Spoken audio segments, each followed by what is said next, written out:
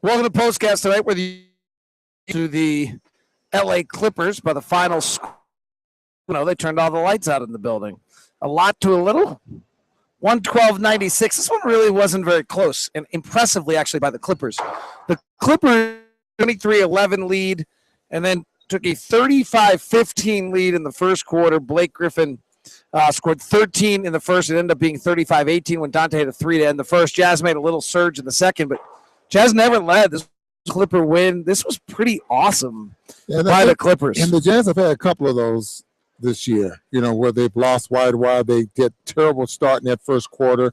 And this is and I know we talked about this earlier, was this going to be a team, even though they're young, where they're going to be able to stay in basketball games, where they're able going to recover and get back in the ball games and give themselves a chance to win?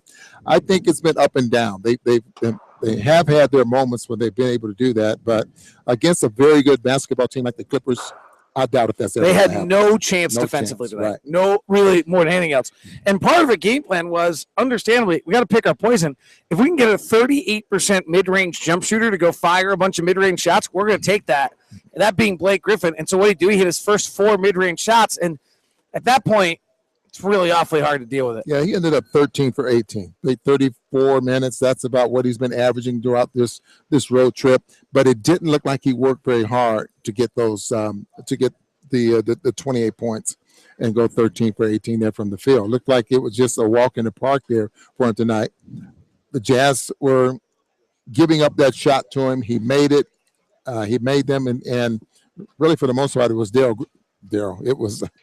It was Blake Griffin who really separated themselves from the Jazz that first quarter. The good news, I'd say, for the Jazz is that Gordon Hayward just continues to be a stud. Yeah. I mean, he did it again. He scored 20 points in the second quarter. Only in the second scored 20. Highest first half point. I mean, maybe, there's an argument, okay, I want him to start a little bit.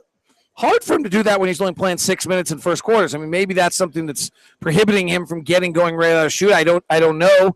But that was a pretty awesome second quarter. He finished with 30 tonight.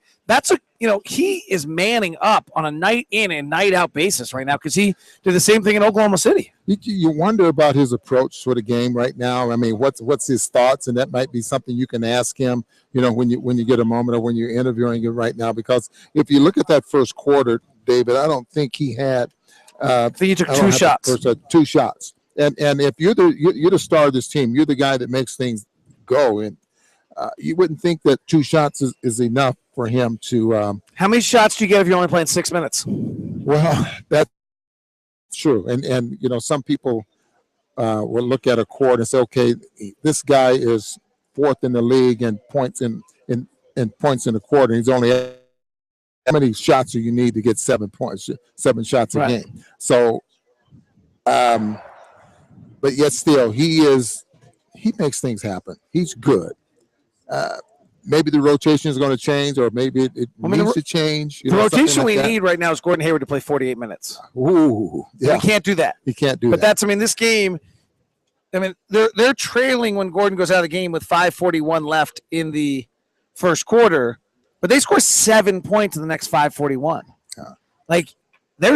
They can't score when Gordon's on the floor. They were down 19-11 by the time Gordon went out. So that's probably not the issue tonight. But just in general, this is a major problem of what to do when Gordon's not on the floor with this team. The other good news, 2 other good news pieces tonight.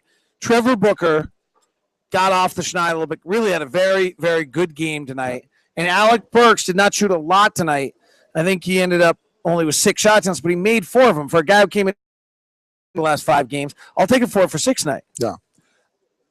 What I'm seeing, David, is that Coach Snyder is, puts a coach to find the right combinations. I mean, the ingredients work mostly on the defensive end of the floor, but I'm going to say 50% of it's on the offensive end of the floor and 50% on the defensive end of the floor. They must get better defensively, but they must find the right ingredients to make this first quarter, or I'm talking about the combinations of players that he's going to put out there on the floor together to make it work. Feels a little bit like he's back into this game of if he puts his best defensive group on the floor, they can't score. Yes.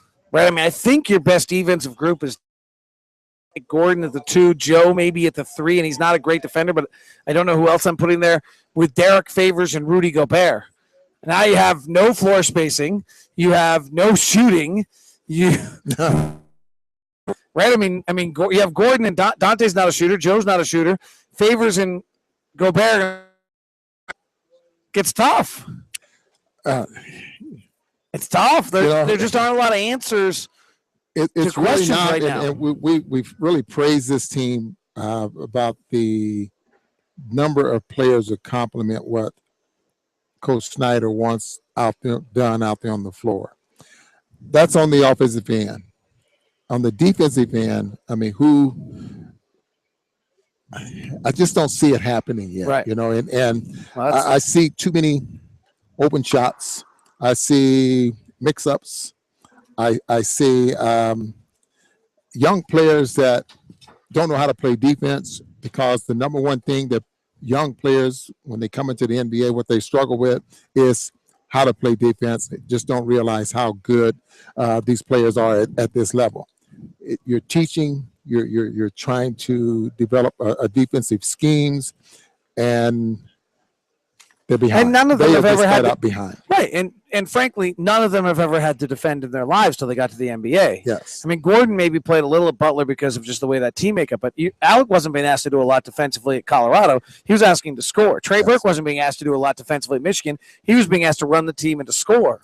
We go back to the Jimmer Fredette defense, Dave Rose defense, like just don't get in foul trouble, stay on the floor for 40 minutes, right? Yeah, and all of these guys really have had that for Derek Favors plays 1 year of college basketball. I mean, 5 years into his career, he's schemes, and he's probably better than most. But Ennis Cantor just hadn't played basketball. I mean, you just do not have guys that the defense, and that is showing itself very, very clearly right now with this basketball team. So if what boils down to this is that Adam Silver is trying to add 1 more year, whether he can get it done or not. Would that help the game? No, it would not, because college basketball sucks.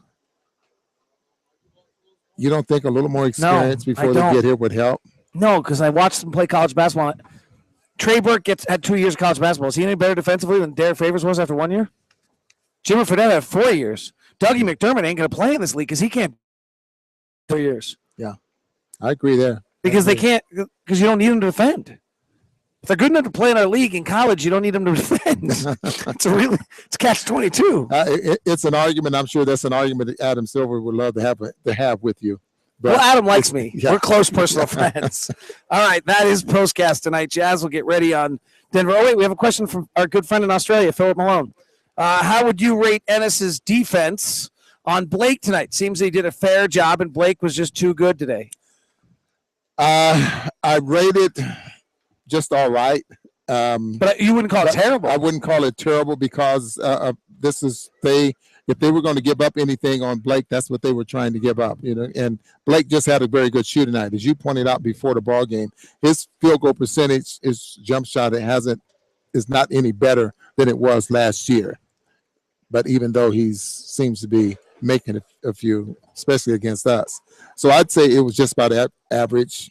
Well, Ennis I don't think it was. I think importantly, I don't think it was terrible. Ennis only played 18 minutes. Yeah, so Blake did a lot of damage on a lot of other people. I wouldn't put this one on Ennis at all. Offensively, Ennis didn't have a very good night. That I think is a little bit concerning on Ennis is that sometimes when he faces DeAndre Jordan or Blake Griffin top level, his offense disappears against top level guys, and that's something he's gonna have to figure out is how to score against top level guys, not just second tier guys. That's a big thing for very well played. For Ennis. All right, have a good night. Thank you very much, Philip. We always appreciate the questions. You can always ask them during POSTCAST. POSTCAST is back and will be a part of the programming. Ron's off to go to TV because he's important.